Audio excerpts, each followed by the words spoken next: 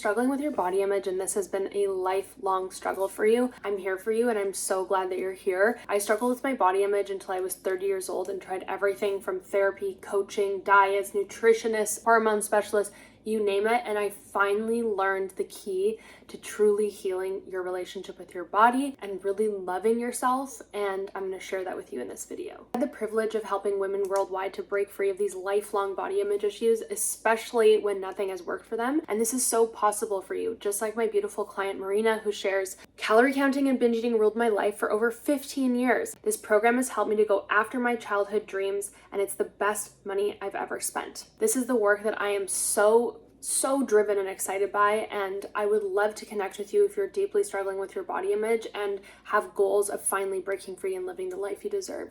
You can connect with me directly one-on-one through the link below in my description to book a free discovery call with me. Now let's jump into the video. I think by now we know the biggest mistake people make in trying to heal their lifelong body image issues is focusing on the external.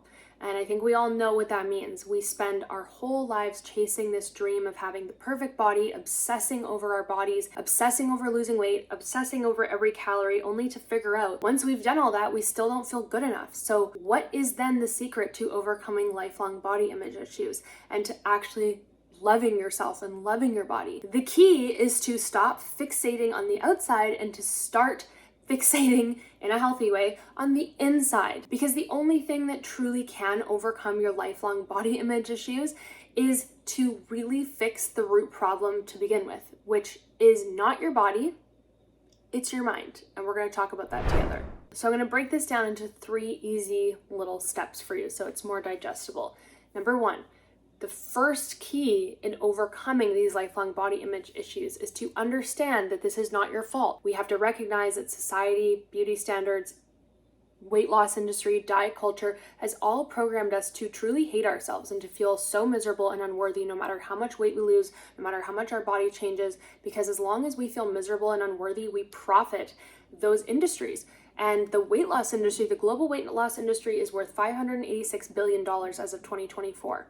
And this whole funnel works as long as you feel miserable in your body and believe that you need to buy into all these different solutions to feel worthy in yourself. And this is the trap, because you have done this cycle before and you have never reached the point of actually maintaining that sense of self-worth, because it does not come from outside of yourself. And that's the trap and the lies that all of these industries have led us to believe.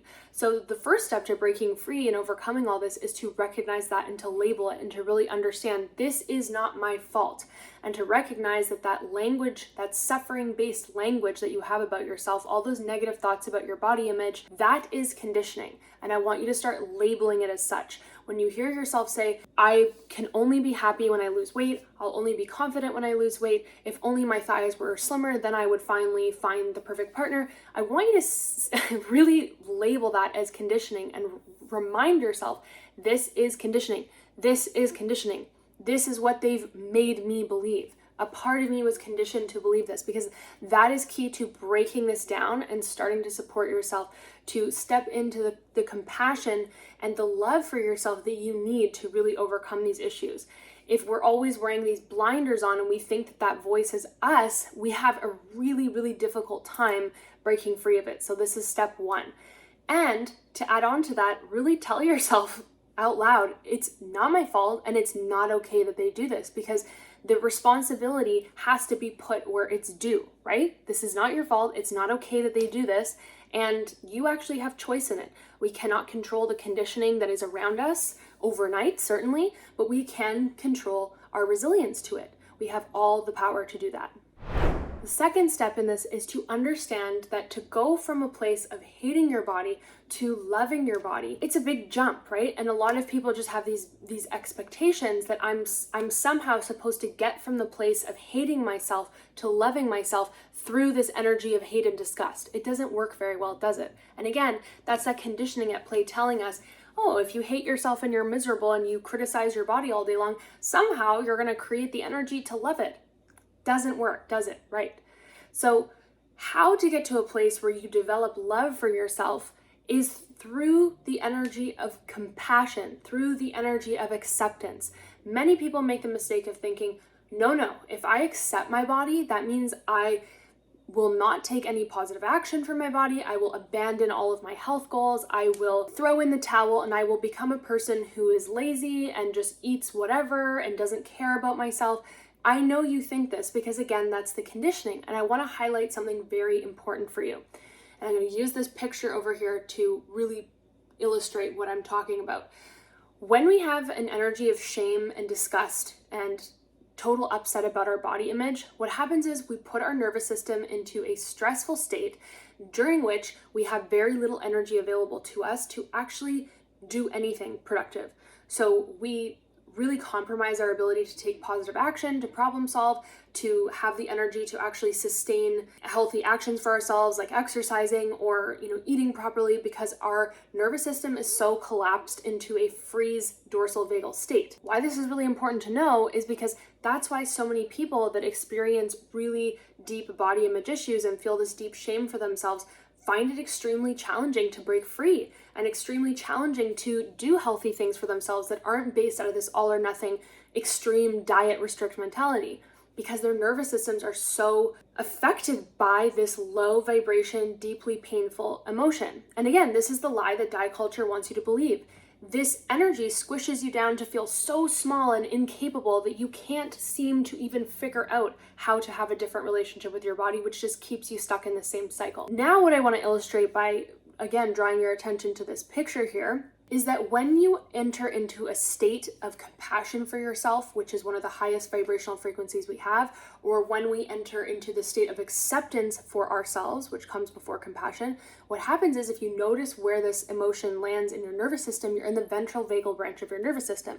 You can also see by the number here what number of the human emotion is associated with this emotion. Acceptance has a much higher vibration than does something like shame, which is at the very bottom end of the vibrational scale. So I think by now you can start to see, if I have acceptance for myself, my nervous system is in a different state. It's actually in the state that is what we require in order to feel things like confidence for ourselves or love.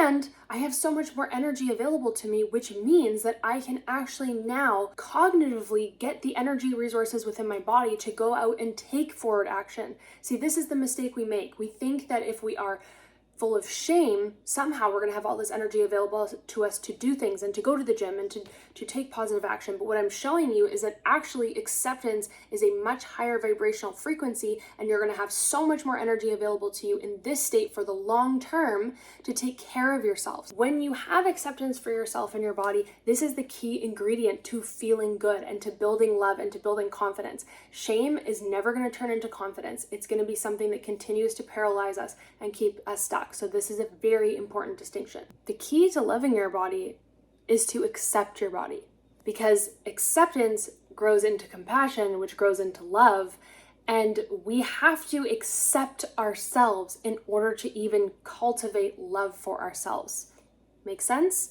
It's very hard to love and accept ourselves when we are constantly in a dysregulated state of our nervous system and we're full of shame and we're hating on ourselves all day. And this is my point. We resist so much this idea of acceptance, but acceptance is the only ingredient we need to get to a loving place with your body. This is so important to recognize, because we also have this concept that to overcome body image issues and to feel confident in our body, it means you're going to feel confident in your body every single day and you're never going to have a negative thought. Well, that's just not realistic. That's more of that all or nothing mentality. When you love and accept something, someone, something, you understand that it changes, that it is flexible, that nothing is robotic in life. Like, no one person stays the same every single day, every single month, every single year, year over year. That just doesn't make sense. But when you have acceptance for your body and you love and accept your body, that energy means you are truly capable of anything. That is the most freeing thing there is, because you recognize that you have so much love and acceptance for yourself that you would do anything to take care of yourself. It becomes so easy to take care of yourself from this place of love and acceptance, because you want to do everything you can to nurture this vessel, to take beautiful care of it. You make choices that are in alignment with that energy. And when we are in a place of shame and disgust for our bodies, it's very difficult to take positive action that is in aligned with that, because you basically manifest a world around you that is filled with that same low vibration energy. So you see, acceptance really is the key ingredient to develop this love for your body. And that is where confidence truly comes from.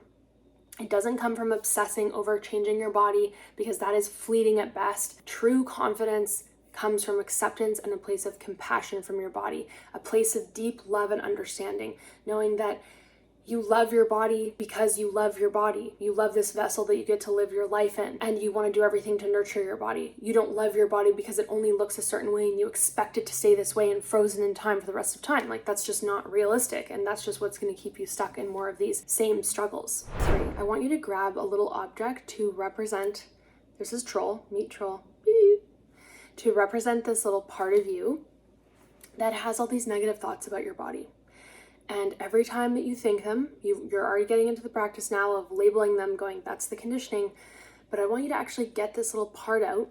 And every time you hear those negative thoughts, remind yourself that's the conditioning. That's this little part that learned to believe these thoughts. And I want you to practice forgiving this part.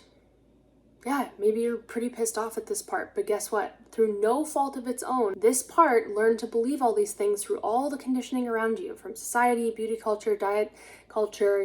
Probably there was a parent or two or people in your life that learned to believe all these negative thoughts. And this poor little part just started to believe it through no fault of its own. And I promise you, if you can keep reminding yourself, it's just a part of me, it's not my identity, it's just a part of me, it's not all of me. There's Gibson, he's agreeing. It's just a part of me, it's not all of me. There's that part of me. You're going to start to build this compassion for yourself, this acceptance for yourself, and you're going to start to grow this love and confidence for yourself that you want. I promise you. Get an object, get yourself a troll, and watch the miracles happen. I used to think that the key to loving my body was just having the perfect body. And then I recognized that the more I chased that, the further I got away from loving my body, and the more I actually hated my body, and the more anxious I felt about my body. And even when my body got to that magical place, I was still so unable to be loving and kind to my body, because I was like, don't mess this up. What if things change? Like, it was not something that was sustainable at all. And in fact, that obsession with perfecting my body and obsessing over the external really ruined my life and made me have zero chances of having a loving and accepting relationship with myself. Once I finally understood that all of that was conditioning and that this was just my mind doing what the world trained me to do, I had a lot of compassion for myself. And I really learned to understand that the only way I was going to have a loving and accepting relationship with my body, the only way I was going to learn to love my body, was to stop waiting for my body to change and start understanding how I was going to grow this sense of acceptance for myself. And once I did that, it really unlocked the key to all my dreams coming true. Because once I had love and respect for myself, again, it became very easy to take care of myself, to take action that was in alignment with that.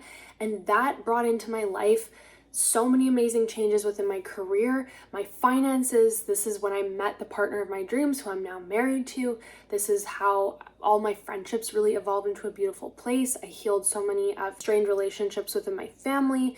Like, everything really changed for me when I learned how to have love and acceptance for myself. And that's not something that diet culture or society can really ever take away from me, because it's mine and it's internal. And that's really what I hope that you learn from this. And if you're really struggling and you want to learn how to have a loving and accepting relationship with yourself, and that sounds like something that you would dream of because you're tired of this toxic cycle of hating yourself, berating yourself, and feeling imprisoned by this self-criticism, I would love to connect with you more deeply. Obviously, I can't cover everything in a 10-minute video, so there's a link below to connect with me one-on-one to book a discovery call with me, and let's make it happen, because you deserve it. See you again in the next video.